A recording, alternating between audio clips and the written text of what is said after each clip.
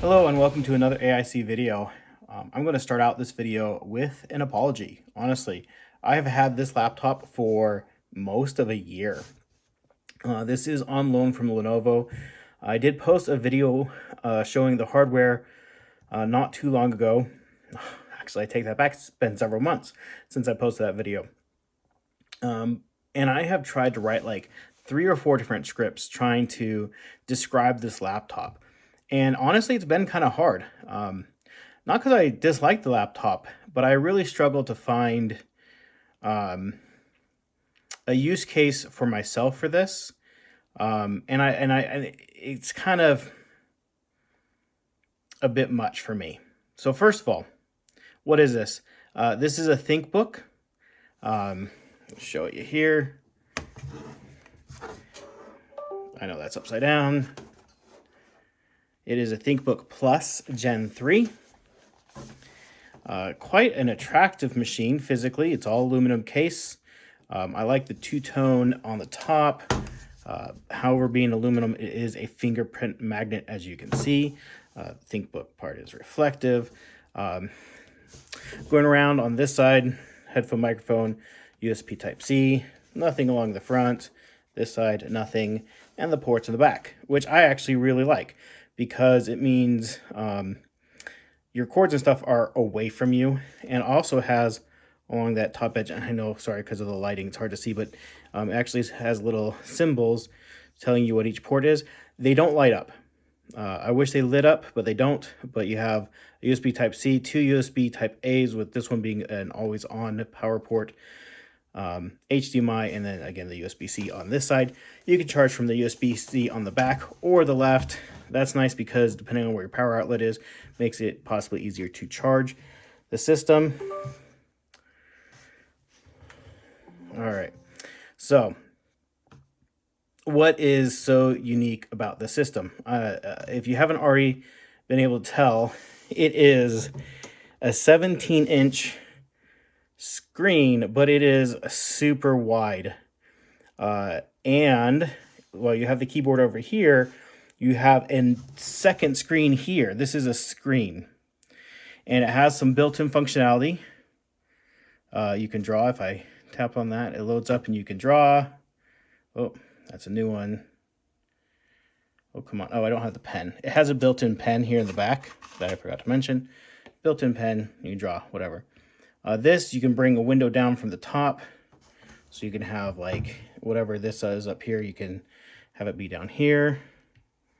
Do the same thing here. Whatever's here, you can have up here so you can mirror it. Then the next one, you can sync if you have an Android phone, which I don't have an Android phone, so I can't use this. I believe it is only for Android. I don't believe it works for iPhones. At least it didn't previously. You have your number pad here, and then just settings for the screen. So this should be a cool device for somebody who could use it. The ultra wide is interesting. I struggled with it because it's almost like a screen and a half. It's like a 14-inch screen with like another 2 inches or 3 inches on this side. And because the keyboard is here, all of my work was doing here, and like I could put a video or something here on this side, whatever, but my body is positioned such that I'm only focused on this part of the screen. So this real estate over here is almost unused when I'm using this laptop. The other problem I have, and I just did it just now, is that cursor you see right here is in the upper right corner. Let me move the mouse up here and I'll just pretend to type, right? And I probably won't do it while I'm here on the, there we go. It just did it. But when I'm typing, like a lot of times the screen, and maybe just kind of fat hands or whatever, the screen down here, it's touch, right? Will recognize that I've touched it over here, and it will move the cursor down here. So if I'm trying to do anything, all of a sudden my cursor is down here again. And as far as I can tell, there's no way to turn that off or turn down that sensitivity. of the touch on here for that. Also, as far as I can tell, it's fairly limited to the options out of the box of what's on here. Now, I'm not a graphic designer, so I don't know if you can install a software that can then utilize this screen as like if you're drawing or something. And I'm sure that's what this is for.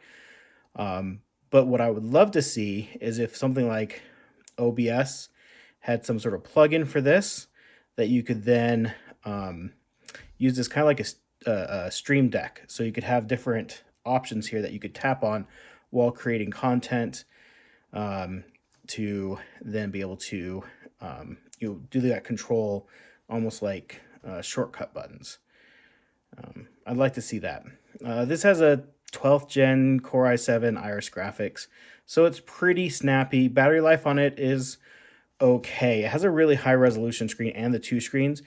And outside of your CPU and GPU, the thing that often utilizes your battery the most is your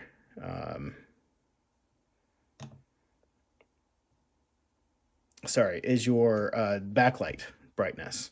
And so like this is a 3072 by 1400 or 1440, 120 hertz display, which is awesome. But yeah, it's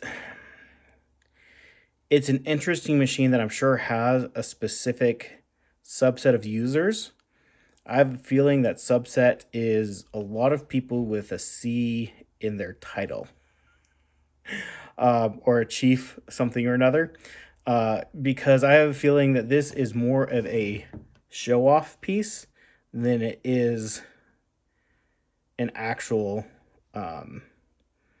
designed for like a real user. That's what I get out of this. Based off of its looks, the built-in functionality of the screen, I don't see anybody using this on a necessarily strictly professional level. Now, might be wrong, and if you're using this in a professional level, let me know. Let me know what you would use this screen for. Tell me, please, because obviously I'm limited on what I can imagine this screen being used for. Content creation, drawing for like a drawing app, or using like a Stream Deck. And as far as the wideness of this screen, yeah, it has a pretty amazing speakers on it. Sound quality is pretty great. So watching a movie on this would be awesome, but is this necessarily a device you'd want to be doing that on? Because you wouldn't spend, not that I know what this costs, but I'll talk about that here in a second. Would you spend, I'm guessing, at least $1,500 to $3,000 on something just to watch movies? Seems like there'd be better options out there for that. As far as costs go, I have no idea what this costs. You go to Lenovo's website and it says coming soon, and that's what it has said for almost the entire time, or for the entire time I've had this system. I have no idea what this is going to cost somebody. I have a feeling it's probably more available in other markets, but I can't speak to those prices. I did see one on Amazon a while back for sale for like $1,700, something like that, $1,800, somewhere in that range. But I did look today and I didn't see one for sale on eBay, or excuse me, on Amazon. So I'm not sure what the price is for this. But based off specs alone and the two screens, everything, I'm guessing at least $1,500, but as much as $3,000, just because it's such a unique showpiece. That'd be my guess for the price. I mean, that's a pretty big range, but everything's going up in prices these days. But yeah, I'm going to be sending this back to Lenovo. Thank you for sending this to me for review. I've really wanted to do something kind of crazy with it, but I just, I installed OBS and I couldn't find any way to make use of this screen on here. So not sure what I could do with this. If I had an Android phone, I think this would be great for like responding to text messages and emails or whatever you have come through, or even phone calls, whatever, so you don't have to touch your phone during the day.